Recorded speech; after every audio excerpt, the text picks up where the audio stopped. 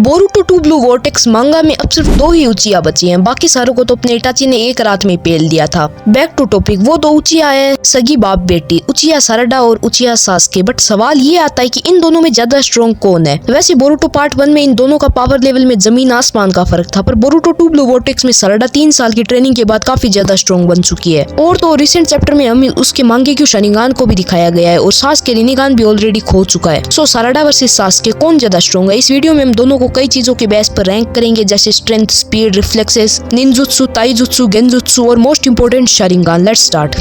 Number 1, speed और reflexes. Sarada की speed Boruto era में नोटिसेबल है, लेवल तक बढ़ चुकी है। उसने फिजिकली अपने आप को ट्रेन किया है, जिसका प्रूफ है उसका चक्रा इनास्ट एक्सेलरेशन। 2 ब्लू वोर्टेक्स में Sarada easily shinobi level enemies को आउट स्पीड करती है और कॉम्बैट के टाइम पे फास्ट डिसीजन मेकिंग है। Sasuke even with one and एक लॉन्ग हिस्ट्री के बाद भी अपने टॉप टायर रिफ्लेक्सेस मेंटेन करता है। उसका रिएक्शन टाइम तब भी अनबीटेबल होता है जब उसने रिनिगान लूज कर दिया हो। उसने मोमोशिकी और कोड जैसे कैरेक्टर्स के अटैक को भी टाइम पे डॉज किया है। सो साराडा फास्ट है, बट सास्के के रिफ्लेक्सेस और बैटलफील्ड एक्सपीरियंस उसे अब भी एज देते हैं। डिफरेंस ज्यादा नहीं है, बट सास्के थोड़ा आगे है। नंबर 2, स्ट्रेंथ और फिजिकल कॉम्बैट। साराडा ने सुनाडे और साकुरा के चक्रा इनास्ट पंचेस को इनहेरिट किया है। एक सिंगल पंच से वो ग्राउंड तोड़ सकती है और ओपोनेंट्स को दूर फेंक सकती है। ये स्ट्रेंथ क्लोज कॉम्बैट में यूज होती है, स्पेशली जब वो ताइजुत्सु और रो पंचेस कंबाइन करती है। सास्के की फिजिकल स्ट्रेंथ नेचुरली हाई है, लेकिन उसने कभी चक्रा इनास्ट पंचेस पे फोकस नहीं किया। उसकी ताइजुत्सु स्टाइल ज्यादा टैक्टिकल और ब्लेड फोकस्ड होती है, जिसमें वो प्रिसीजन पे ज्यादा डिपेंड करता है। साराडा क्लियरली स्ट्रॉन्गर है फिजिकली, सास्के ज्यादा टेक्निकल फाइटर है, लेकिन रो पावर में साराडा लीड करती है।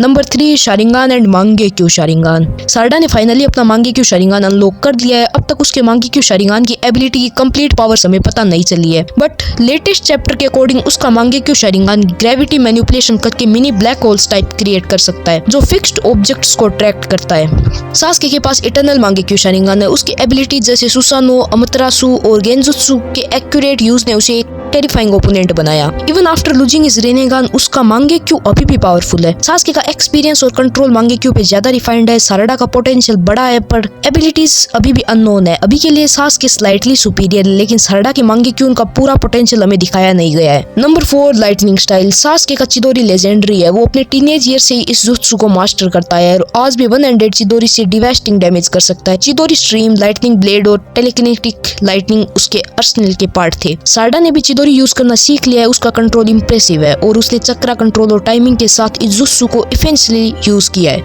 अब तक उसने मल्टीपल लाइटनिंग बेस्ड कॉम्बिनेशन दिखाए हैं, specially Kunai infused with lightning. Sasuke master है, स्पेशली बैटलफील्ड लेवल एप्लीकेशंस में। साराडा उसके फुटस्टेप्स फॉलो कर रही है और 1-on-1 में क्लोज फाइट दे सकती है, लेकिन एक्सपीरियंस के चलते सास्के इसमें लीड करता है। Number 5, fire style ninjutsu. दोनों ही उचिया क्लैन के होने के नाते फायर स्टाइल को नेचुरली इनहेरिट करते हैं। साराडा का फायरबॉल जुत्सु क्विक और इफेक्टिव है। उसने टीन एज में इस टेक्निक को परफेक्शन तक ले गई थी। She can use it mid combat with accuracy. Sasuke ने फायर स्टाइल का ऑफेंसिव और डिफेंसिव दोनों पे यूज किया है। Fire, dragon flame, bullet, phoenix, flower jutsu और मल्टीपल इनहांस्ड वर्जन वो इजीली यूज करता है। सास्के का फायर स्टाइल ज्यादा डिस्ट्रक्टिव और वर्सेटाइल है। साराडा का कंट्रोल स्ट्रॉन्ग है, लेकिन वेरिटी और स्केल में सास्के अहेड है। Genjutsu capability. साराडा का गेंजुत्सु यूजेस अभी लिमिटेड दिखाया गया है। उसका शारिंगान उसे लो लेवल ओपोनेंट्स पर इल्यूजन कास्ट करने देता है, लेकिन वो अभी कॉम्प्लेक्स ट्रैप क्रिएट नहीं कर सकती। सास्के की गेंजुत्सु में बैटलफील्ड मैनिपुलेशन, मेंटल प्रेशर और इंस्टेंट कंट्रोल शामिल था। उसके ओपोनेंट्स को बिना फिजिकल कांटेक्ट के ब्रेक किया है। ये एरिया सास्के के फेवर में क्लियरली टाइटल्ड है। साराडा का शारिंगान कैपेबल है, बट उसका गेंजुत्सु अभी भी एक्सपीरियंस काफी लो है। Number 7, chakra control and stamina. Sarada का चक्रा कंट्रोल सर्जिकल लेवल का है, inherited from Sakura and trained under her. इस वजह से वो अपनी चक्रा का ज्यादा इफेक्टिव यूज करती है। सास्के के पास ह्यूज चक्रा रिजर्व्स है और उसका कंट्रोल भी परफेक्ट। साराडा का कंट्रोल बेटर है। सास्के का स्टेमिना और रिजर्व्स ज्यादा है। प्रैक्टिकली बैटल में दोनों इक्वल एफिशिएंट परफॉर्म करते हैं। सो बात करते हैं फाइनल कंपैरिजन की। साराडा सास्के के बीच स्ट्रेंथ डिफरेंस बहुत स्लाइट है। फिजिकल पावर में साराडा आगे है, एक्सपीरियंस, रिफ्लेक्स और बैटल आईक्यू में सास्के। मांगेक्यू शारिंगान के पोटेंशियल के बेसिस पे साराडा रैपिडली कैचअप कर रही है। निंजुत्सु और लाइटनिंग स्किल्स में सास्के अभी भी स्लाइटली डोमिनेंट है। फाइनल कंक्लूजन, साराडा और सास्के के बीच गैप अब सिर्फ थोड़ा सा रह गया है। सास्के अभी भी ज्यादा रिफाइंड और टेक्टिकल है, लेकिन साराडा की ग्रोथ, स्पीड और पोटेंशियल फ्यूचर में उसे इक्वल या उससे बेटर भी बना सकता। बट मुझे पर्सनली ऐसा लगता है कि साराडा करंट सास्के से ज्यादा पावरफुल है, क्योंकि बोरुटो 2 ब्लू वोर्टेक्स के पावर लेवल्स काफी ज्यादा है एज कम्पेयर टू नारुतो। और अभी तक हमें सारडा का कंप्लीट पोटेंशियल दिखाया भी नहीं गया, बट नेक्स्ट चैप्टर्स में हमें जब भी सारडा का कंप्लीट पोटेंशियल दिखाया जाएगा वो डेफिनेटली सास्के को सरपास कर चुकी होगी।